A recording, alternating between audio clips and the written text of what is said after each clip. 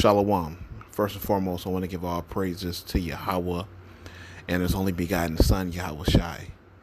Yahweh is the name of the one true God, and Yahweh Shai is the name of His only begotten Son, who the world ignorantly calls Jesus. And I want to give double honors to the apostles and the elders of Great Millstone, and I want to send salutations to all the Akim throughout the four corners of the earth, exalting the name of Yahweh and His only begotten Son, Yahweh Shai, in truth and in sincerity. Alright, so this video I came across, basically it's with this, I guess you can call it a woman. It's a transgender, Rachel Levine, and it was nominated to be the Assistant Secretary of the U.S. Department of Health and Services, I think Social Services, Human Health Services, I believe. So, and it was nominated by Joe Biden. So Joe Biden made it, Assistant Secretary of Health Services. All right. So basically, it is being confronted by this man named I think his name Rand Paul, and it was about the policies that they want to that it wants to portray upon children who may decide that they want to become transgender. And he has an issue with that because he doesn't believe that a child should be able to choose what gender they should that they want to be, because it's going to be a lifetime decision on basically their lives. Like if a boy decides he wants to be a girl and decides to take estrogen and cut off his penis, by the time he's maybe 25, he may decide that he doesn't want to be a girl anymore. And that decision that he made when he was a child is going to affect him, because he can never go back to being a man. And it's all confusion. It's all confusion. It's craziness. The fact that this was a joke 10 years ago, okay? Now is reality. That's what's so crazy about it. It's reality now. This was a SNL joke or something that we laugh at in movies. Now it's reality, man. Just goes to show how they just put it in our face in cinema and we laugh at it, but then it becomes real. They do that with a lot of stuff, but it's crazy, man. Joe Biden decided to make this transgender, Assistant Secretary of the U.S. Department of Health and Human Services. Like, that is crazy. Like, he couldn't even accept who he was, but he's in charge of that. So it lets you know who they want to put in charge for this agenda. And I'm going to play this video and I'm going to get some scriptures so you can see for yourself, because it couldn't even answer his question, because it knew that it was wrong for a child to be able to make this type of decision. So I'm going to go ahead and just play the video. Fairly universally condemned. Genital mutilation has been condemned by the WHO, the United Nations Children's Fund, the United Nations Population Fund. According to the WHO, genital mutilation is recognized internationally as a violation of human rights.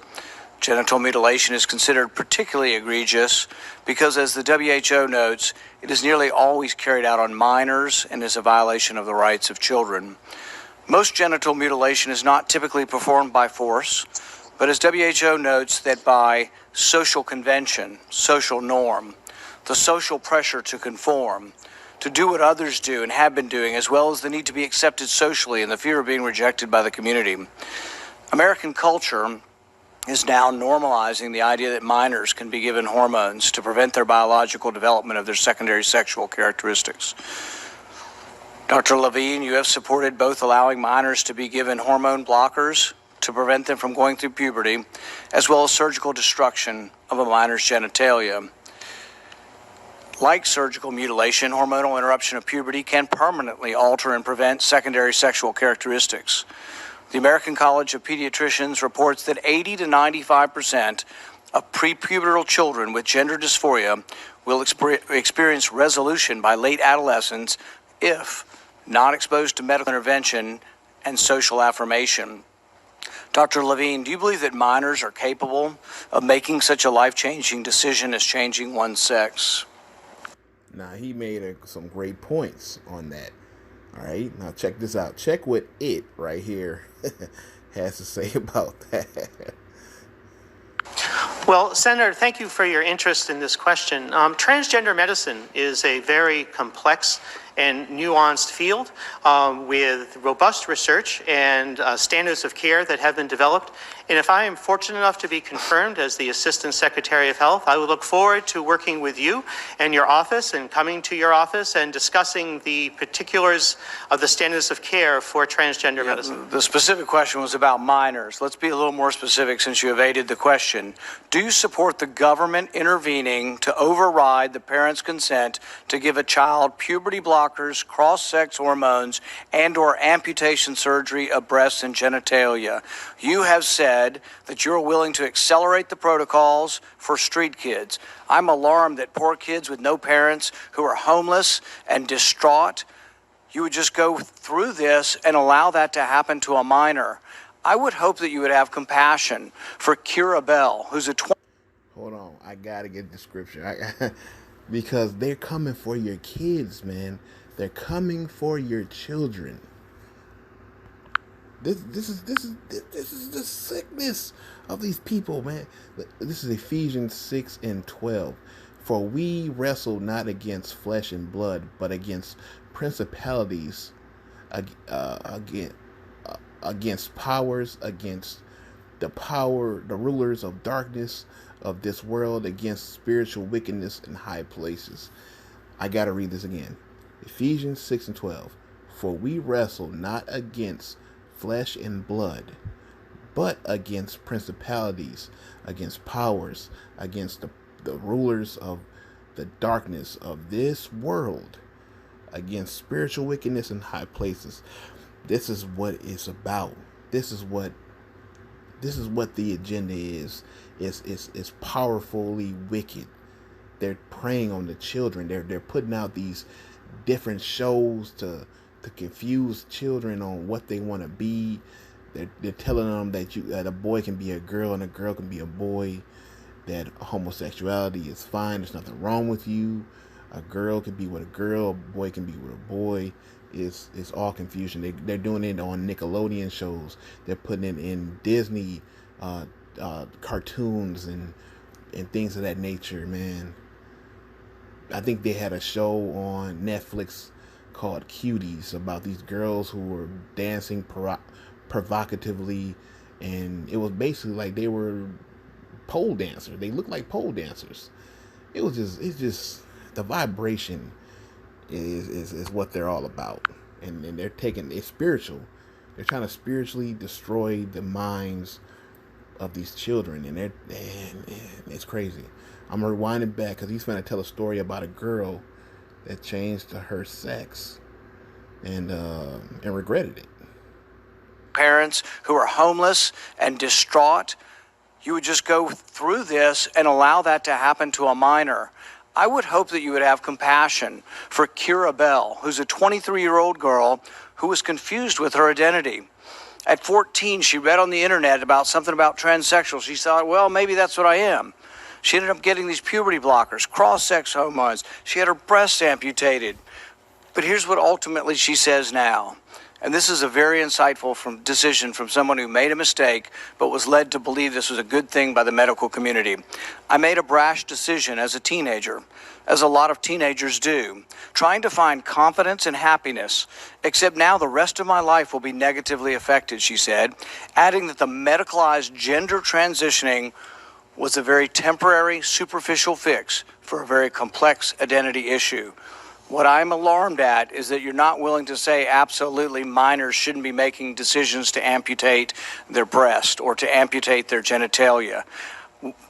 For most of our history, we believe that minors don't have full rights and that parents need to be involved. So I'm alarmed that you won't say with certainty that minors should not have the ability to make the decision to take hormones that will affect them for the rest of their life. Will you make a more firm decision on whether or not minors should be involved in these decisions?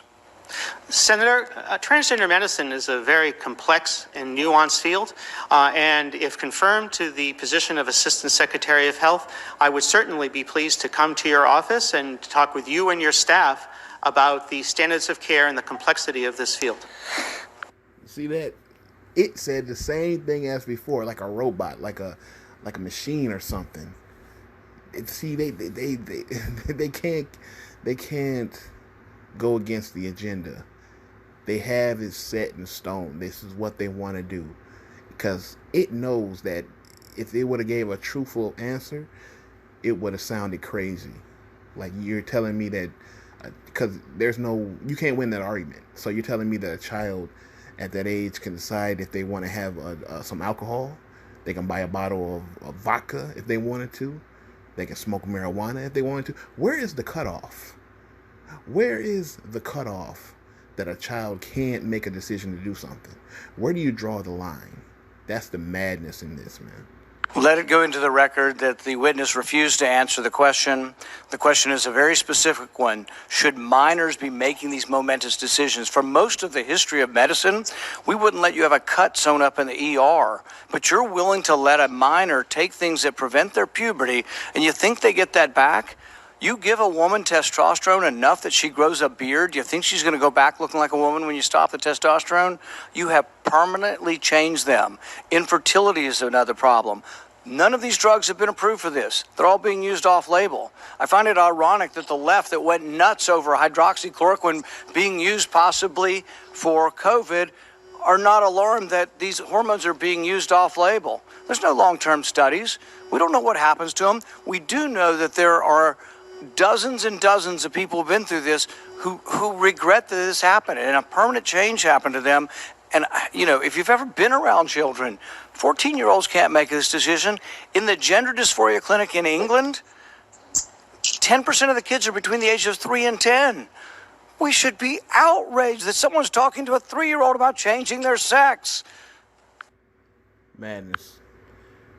It's outrageous. Like, it's really outrageous. 1 Peter 5:8. Be sober, be vigilant, because your adversary, the devil, as a roaring lion, walketh about seeking whom he may devour. They want your children, they want you, they want everything. These devils are making their move, and they're coming for your children. They're trying to manipulate their minds. They're trying to confuse them. They're trying to take over. These are those unrighteous decrees that they make. These are the wicked setting in stone what they want to do and the type of society that they're trying to build. This is Isaiah 10:1. Woe unto them that decree unrighteous decrees, and that write grievousness which they have published or prescribed. Right? This is what they want to do.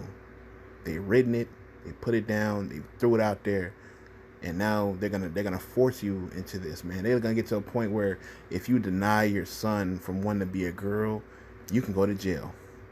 It's gonna get to that point. So, hey, the Lord, hey man, the Lord is going to destroy this place. All praises to Yahweh Bashem Yahushai.